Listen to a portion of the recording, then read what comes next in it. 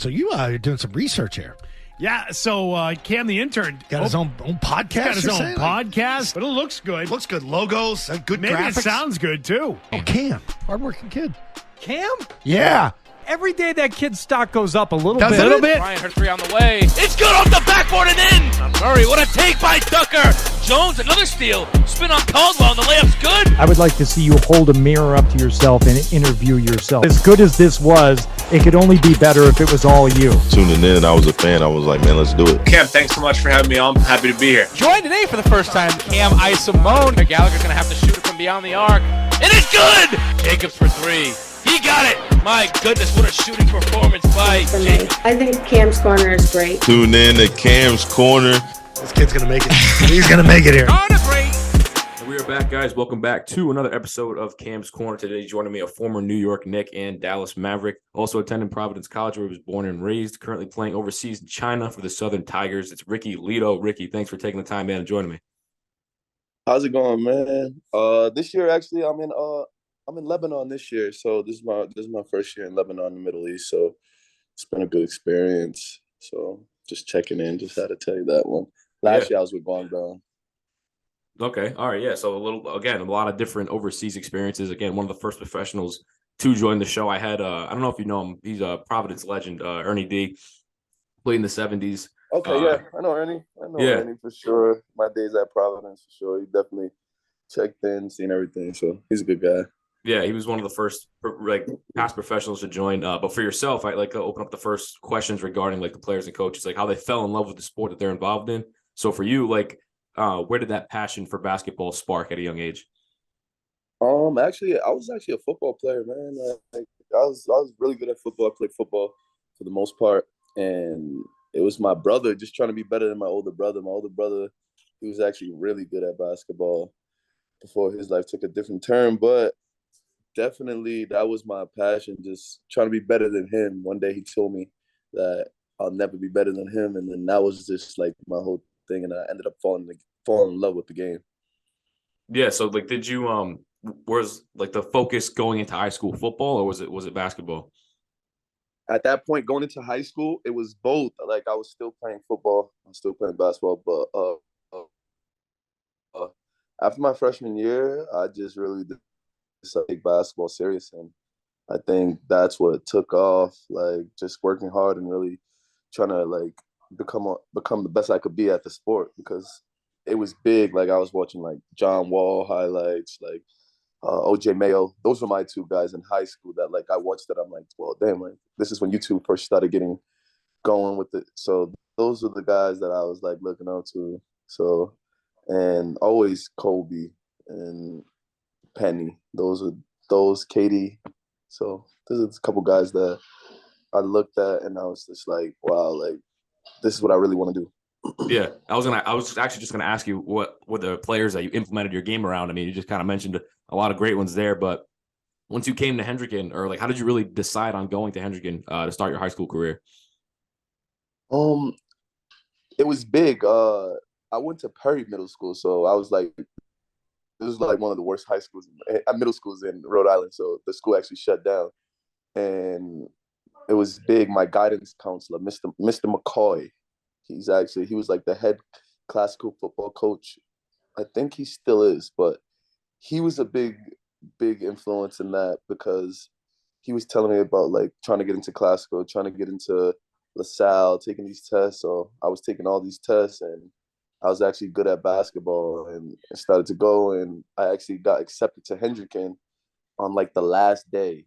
I was going to end up going to Hope High School, but I got accepted to Hendricken on the last day I could get accepted, and that switch changed everything. That changed my life. Yeah, and also you had Coach Jamal Gomes I've had on here. He spoke a lot, highly about you when you had your time there. Just elaborate on what it was like for playing for him for a couple of years. Coach Gomes, I played with Coach Gomes 1 year. First year, my freshman year, I didn't make varsity. I should have made varsity, but they didn't put me on varsity. I don't know why, but they were a championship team. So just going in my sophomore year, Coach Gomes just started off just coming off the bench, but playing meaningful minutes. And then what sparked it was Matt Barboza. He was a senior at the time. He ended up getting injured. And that was what propelled me into the starting lineup, and just me really like taking off that year. Coach Gomes supported me, just told me to play my game, and it was great. He was great for me. He was a great development, everything for me. Right. And you only spent a few years at Hendricken, right? I spent 2 years at Hendricken. Right. And then you went around to a couple prep schools. Was there a reason for leaving Hendricken and like going to more than one prep school, or? Definitely. It was a tough decision. I remember Mr. Jackson at Hendricken. He was so upset that I was leaving, but it was definitely because of basketball. Like, I was going that year, we won the championship. I got the MVP of the championship game as a sophomore, and going into that summer, I had a big summer. Like, I had a huge summer, and I was getting recruited, and that was like for the time for me to be like, all right, I need to step it up. Like, it's no knock on Rhode Island basketball, but it wasn't the highest level, and it wasn't going to develop me to be the player that I became if I just stayed in the Instacut Rhode Island basketball league. Yeah, clearly, like we just said, it was the right choice for you. Like, it set you up in the perfect position. So we were selected as a McDonald's All-American, or was it like an All-American game, or what was that type? All-American game, and because I went to I did a postgrad, so not a postgrad, but I basically a postgrad. So I wasn't eligible for McDonald's game, so I was Jordan All-American, and the All-American game in New Orleans. So those are two big games at that time.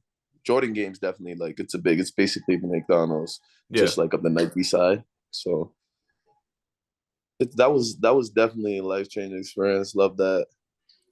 Yeah, talk a little bit about that. Elaborate on like who maybe some of the players that you played with, and like what that experience was like for you. It was like Shabazz Muhammad, Nerlens Noel, Rodney Purvis. He was really good. Who else? Jarian Grant.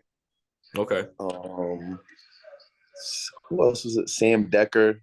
We had a lot of good guys. Steven Adams. Wow. So like we had like a lot of there were a lot of good players, man. That really was there. Mitch McGary. He ended up getting drafted, went to Bruce Academy, but he doesn't play anymore. He actually retired. Yeah, and then like going into the college scene, 21st ranked player according to ESPN. How did that popularity help you select a college, and how come you picked Providence predominantly? That was big. It was just that I was always in prep school, so I've always played away from home. And originally, what I was gonna do, I was gonna go to Syracuse. That was like one of my favorite schools, and one of my good friends, like my brother of mine, Michael Carter Williams. He was there. He was a freshman, and we went to St. Andrews together. So that was our backcourt. So that was big. I was like, it was really either going to be Syracuse or Kentucky, but then I felt like everybody was going to Kentucky, and then I was already on the draft boards, like basically pre-draft, and I felt like, why not play home? I haven't played home, and I can do something great. And we had a great recruiting class. Me, Chris Dunn, Josh Fortune. They already had pieces there. Vince Council, Big East all-time leading scorer. leading assist. LaDante Hinton, 2,000 points, 2,000 rebounds. Bryce Cotton, how can I fit? Kadeem Bad. So I thought we had a great team. We had a great chance. And it was just it was just a little mix-up during high schools. Like when I switched to Notre Dame Prep, because my dad ended up going to jail. So I switched to Notre Dame Prep to be closer to him, to see him, visit him. And they ended up giving me 0.2 of a credit short. Wow. Passed my SAT, had my 860 on the two sections that I needed. They gave me 0.2 of a credit short because I didn't want to commit to Pittsburgh. That's a whole nother story. So I ended up being a partial qualifier and going into Providence.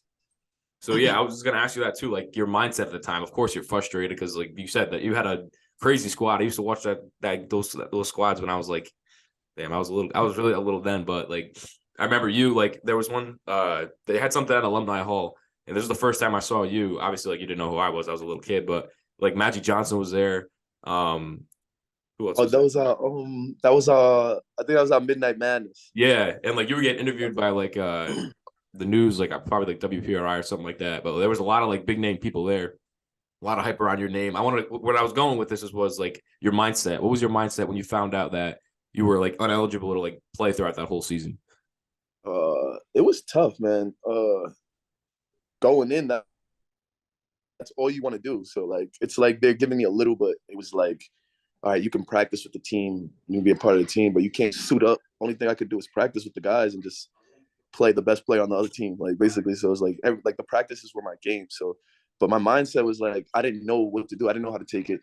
It was definitely frustrating. I didn't know if I was gonna leave. I didn't know if I was gonna leave to go pro. That was like a part of it. Like if I was gonna go to Europe or stay. I ended up staying. They said I have a chance to play the second half of the year. I had a 3.2 GPA for the first half of the year at Providence College, and they came back like, no, we want to see if you can do it for a whole year. So they didn't let me play. It was just tough at that point. Yeah, and like you said, like you weren't really sure of like if you were going to go pro or what was going to happen next. Like, did you ever decide on like, or did it ever cross your mind like, oh, maybe I should go to a different school, or like again, how did you decide on like officially declaring for the draft? It crossed my mind like, all right, should I go here? Should I go to different school? But it was like if I transferred, I'd have to sit out again. So that would be 2 years without basketball. So that was like out the question. And then during the time of me deciding whether or not to go pro or not, it was like I was going to get drafted. There was no ifs, ands, or buts about it. But it was just where I would go. And my mindset was like, I'm going to go to the NBA. Why not just get better in the NBA? Get drafted, get yourself out your situation I'm in. It was just a frustrating year, and it's just like I just want to play. If I can play at the highest level, these are my dreams, and my dreams right there. Take your dream. During that gap of not playing, like getting closer to the draft, working out in the summer and things like that, what are you expecting for yourself? What was going through your head? Because like I said, at the time, there wasn't a lot of Rhode Island guys making it for themselves in sports like they are now. Like a ton of people are, obviously super successful, but in that like mid 2000s period, there wasn't a lot of Rhode Island guys like making it big, but you were like one of the first, to get on that path. So like, what was like your mindset like in that gap of not playing? Just like I just wanted to know where I would go. I was just like, because there's always been like a narrative like, well, he's like, I'm a bad guy or something. Like this was before even this is Jeff Goodman. This goes back to Jeff Goodman and his articles on me. But it was definitely like I was just trying to know like where I would go, like what I'm gonna do, how's it gonna be. Like this is a different. I'm flying everywhere, going to all these workouts. I had like 21 workouts that pre-draft, so everything was just going so fast. So I was just trying to figure out like, damn, like what's gonna happen, what's next for me. So, and I would say one of my biggest mistakes like during pre-draft was not going to work out for the Spurs the second time, because Popovich, like if you look like back then, I'm thinking like a naive kid, and I'm like, I don't really like the Spurs system. I don't really like the Spurs. Like I didn't really like so it was just like, why'd I go? But I had a great workout, and they were like, well, we really like you. We want you to work out in front of Popovich, because Popovich wasn't there my first workout. But they wanted me to go the day before the draft, and I was exhausted, and I'm just like, man, like, no, I'm not gonna do it. And then they're like, are you sure? Like my agent's like, are you sure? And I'm like, I'm not gonna do it. And that's like one of my biggest mistakes that I look back, because I feel like Pop develops his young players. Like he gives his players chances, he puts them in there, he throws them in the fire. And that was like my biggest mistake. And I went to Dallas, but Carlisle doesn't really develop like young players. So it was like the total opposite. And it was a little tough situation for me. Yeah, like we said, draft day comes now. Like, what's your like? Where were you? Like, what was going through your head? You're sitting down, probably with your family. Like, draft day? Like, what was that I feeling for actually you? went to the draft because I was supposed to go between mid to late first or early second. I ended up going mid second, but I was there with my family. I was like, if you look at me in the video of me getting drafted, like I'm really upset. I'm like, damn, like, and I just felt like I had a chip on my shoulder. I got something to prove, and I had an opportunity in New York. Dallas, I didn't. My opportunity was short, so I didn't really have an opportunity. It really didn't give me a lot of playing time. I think I deserved it. When you coming from Jordan All-American, ranked top in the country, you know what I mean, to being always having the ball, always playing, and then you go to like it's complete shock. Like you just don't play. Like being young, you got like Vince Carter, Monte Ellis, Chandler Parsons, Devin Harris, Jameer Nelson. Like I have all these people at my position that are like vets, like Wayne Ellington, and it was tough, man. Like not to play, it was tough. Yeah, and I wanted to ask you too more about that, like the adjustment, like your first few weeks moving out to Dallas, because you were originally drafted by Milwaukee, then those rights went to Philly, and then again that goes back to Dallas. But like again, the adjustment But from Dallas actually called me, so I knew I was yeah. going to Dallas. It was just Okay. that Milwaukee had the pick, so they called me when I was in the sitting down. But first moving out there, it was like, no, I'm 20 years old, like moving to a whole new city. You got to do everything on your own, so it's just like it's really adjusting. But prep school definitely prepared me for that, like AU, like traveling, so all that stuff. I was definitely prepared for sure. Yeah, like a question I really wanted to ask you too, like once you were on the court and you got your chances, what was your first like welcome to the NBA moment, if you had one? Oh my God. What is CJ Miles? Oh my God. Playing CJ Miles, he was at Indiana. This is preseason and he just kept coming off down screens. I couldn't get over these screens for nothing. Like I couldn't get over these screens and he keeps hitting the jumper. I'm like, what the hell? And coach is like, well, what the hell? Get through the fucking screen. I'm like, oh, I am trying, bro. I am trying. And he was killing me. And then Monte was like the hardest person I swear that I ever had to guard. Monte Ellis is just so fast, could shoot, athletic. Like he was tough, like so tough. Yeah, it must have been like, again, like you said, 20 years old. You're now in the NBA scene playing with all these greats, like you said, that you looked up to when you were coming into the game. You said it a little bit earlier, like playing with people like Vince Carter and like, Dirk Nowitzki, all these guys like Jameer Nelson, all these like NBA, like, not even just greats, just like role players that made a name for themselves as well. Like, what was that experience like playing with them every day and then playing up against players of those calibers too? It was definitely like it was a great situation. I wouldn't take anything back from it. I just liked my time and like I love Dallas as a city. I like Dallas. I love Dallas more than I like New York as far as like living wise. But New York, I actually played and playing against like Darren Williams, playing against getting real minutes and really showing what I can do.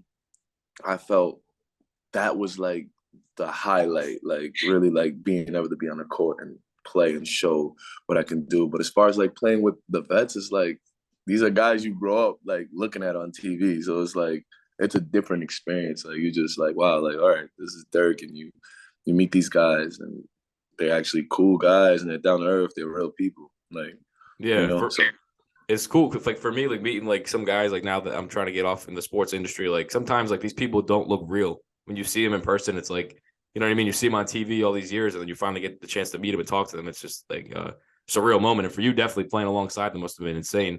But again, going back to like New York, I'm a diehard Knicks fan, born and raised. I just wanted to know what it was like playing at Madison Square Garden each day.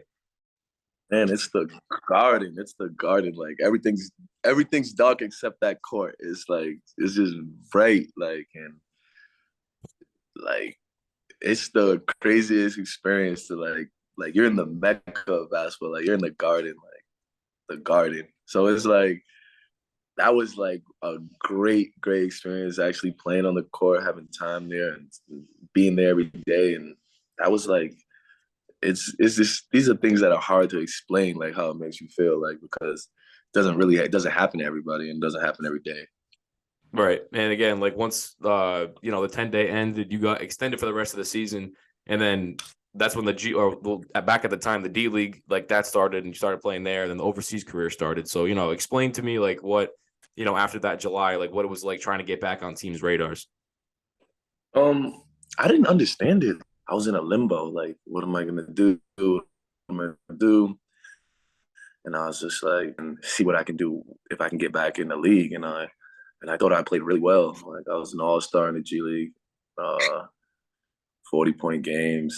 Like I shot the ball extremely well. I showed I was an NBA player multiple times. And I don't know. I just never got the nod again. And that, it bothers me. But at the end of the day, it was just like, all right, what's next? Like now you gotta. I love basketball, so what's next? I can still play at a high level. I can still make good money. I still can have a career out of this. So like, it's not the all end all be all. So that was like, all right, I just got to show. Like, you know what I mean? I just got to keep showing and proving. And I've been having a successful career. It's 10 years in. I think I've been doing really well. No, definitely. And like you said, like after being waived, like I guess I wanted to say like it probably sparked a fire for you because looking at like your stats after being waived, every season that you've played, if it's in the G League or if it was overseas, you have scored average more than 20 points a game each season. So it's kind of like bizarre to kind of see like why these NBA teams haven't or they didn't, pick you up on a roster. But that adjustment from going from country to country, I wanted to know like, what it's like to adjust. Cause like you said, like it's probably much different from being in the States, coming from college and then going to the NBA. But like, what's it like going from country to country? Definitely. My first night in Turkey, my first year in Europe, my first night in Turkey, bro, I cried. Like, I'm like, hell no. Like, I gotta get back to him. But then as time went on, I experienced, and Turkey's like one of my favorite countries now. Like, it's like Istanbul, I love it. Like, it's just traveling, seeing the world. My passport's stamped crazy. I've been everywhere. Like, so I wouldn't change it for the world. Like, I'm living in a different country now. I'm in Lebanon right now. What time is it? 4 o'clock in the afternoon. So it's just experiencing things like that, man. Just seeing life, seeing how everybody else lives, having to adapt and being able to adapt to any situation. Like, and that's great for me. Right. And outside of like the basketball scene, like coming back to the game, like how is the game, if it has, how is the game changed in your eyes and like your perspective as far as like pace and stuff like that from the NBA to like now overseas? Oh, everybody's young. Everybody's so athletic. Like you got freak athletes, John Morant, Zion. You got shooters. You got Trey Young, like not even 6 feet, barely 6 feet, doing what he's doing. So the game has changed like so much with like Steph Curry and things like that. So the game's at a crazy pace, and it's just a young league right now. You know what I mean? It's crazy that Kemba Walker wasn't on the roster. Like, that's how crazy the NBA is right now. You know what I mean? Or John Wall didn't play for a year.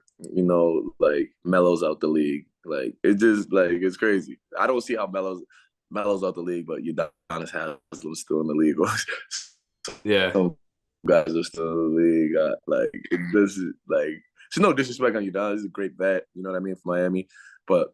And that's what I'm saying as far as like, there's teams in the NBA that do need vets for young guys and guidance like that. Like, even going as far as like, just like me being one of the first people like out of Rhode Island that's like in this era to like go to the NBA and make it to the NBA and have a successful career, like that's guided. I remember David Duke was like the MVP at my camp, like the MVP at the Ricky Ledo camp. He's on the Brooklyn Nets. And you got Cole Swider. He's another Rhode Island kid, man. We got talent, man. It's coming along, man. It's coming along. It really is. Yeah, definitely. And I really want to get a chance to talk to those guys too at some point. It's obviously tough to reach them during the season, but definitely be cool to talk to them and pick their brains about their careers. But going alongside the same thing about the countries and all that, like back in 2019 in Beijing, you scored career high 51 points, going around with 15 rebounds. Describe that. 54. All right, so the internet's got it wrong then. 54. Nah, yeah. Describe that game, going through it and everything. Just being in a zone, man. Just like they're letting you play your game, and it's not like Europe's different. Europe's like it's more like, all right, how can I explain it? Like it's just a different game. But in China, it's tough. People think that like you go to China and it's just easy. Like, oh yeah, anyone. No, you have to really be a scorer. Like you can look like there's NBA guys who have good NBA careers who's been cut from China. Like they work like because like it's a different system, and you to be a scorer, to be a real scorer, that's where you can be. Like you know what I mean? That's like it's tough. It's tough. Like one of the greats. Like I look at Marshawn. Marshawn's he's tough. Like you know what I mean? He had a successful, great career over there right now. Look at like even like guys like who got overlooked in Rhode Island as far as like Rakim Sanders, like being having a successful career playing for Barcelona, Milan. These are all EuroLeague teams and things like that. You got new guys coming up, Isaiah Miranda. You got a lot of things going on in our city that I feel like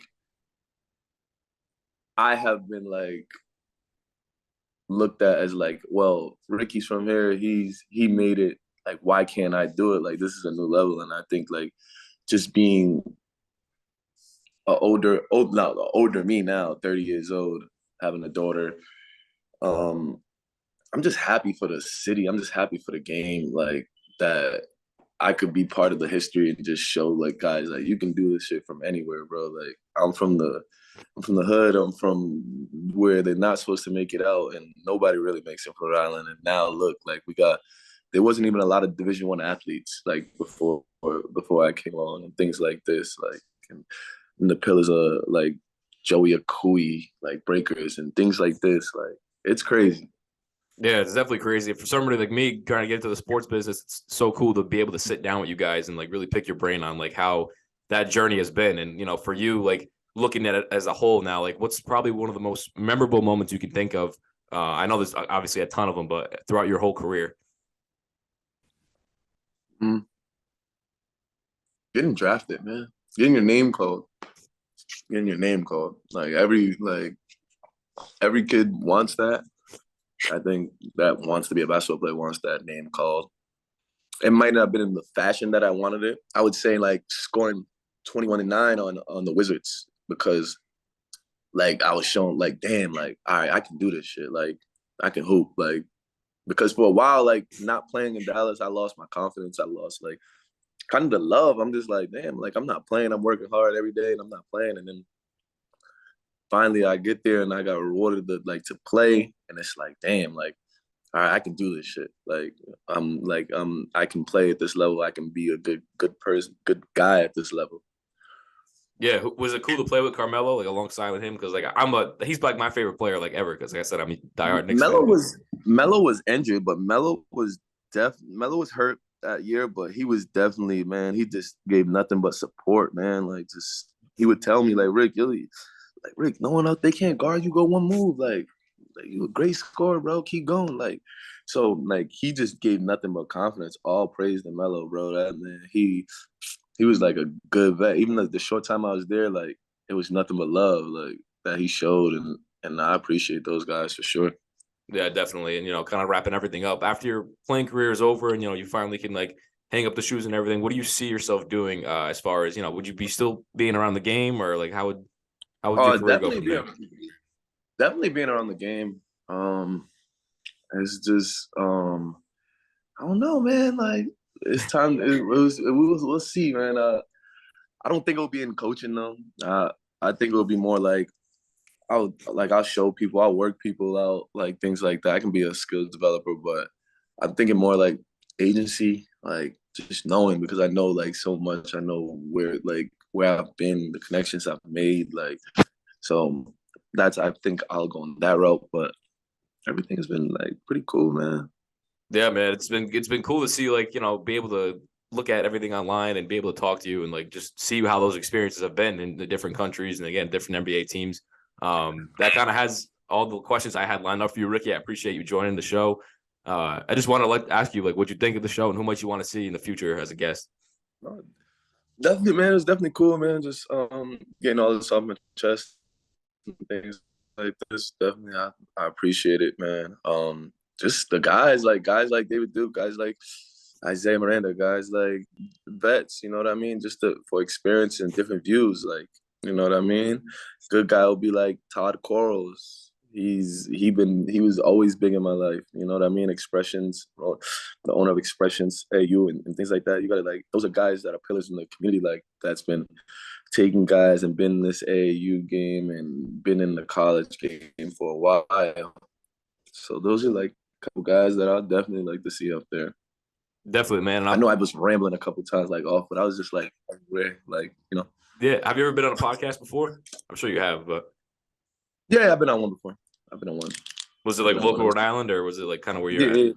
No, local Rhode Island. A couple of my friends. Oh, nice. Cool. Me and Rock just did one together. Yeah.